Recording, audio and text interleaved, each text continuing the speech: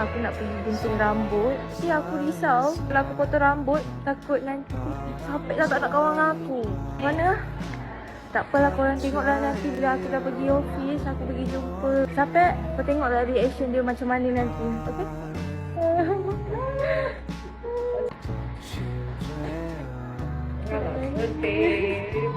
Sedihnya. Aku tengok ni banyak je. Okay, ni aku nak buat surprise kat sampai aku dah potong rambut. Aku beranikan diri untuk aku potong rambut setelah 6 tahun aku tak pernah potong rambut.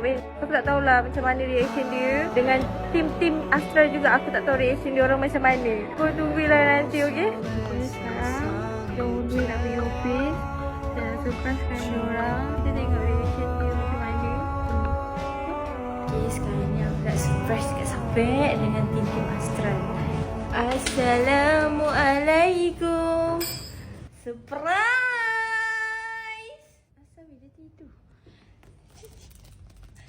Kerja kau nak tidur, bangun. Rambut aku tengoklah ni sampai. Rambut aku sampai. Hey! Rambut aku tengoklah. Rambut ke? Okey tak? Lawa. Weh. Okey tak weh rambut aku? Rambut aku okey tak? New look lah. Ni ulah. Sampai.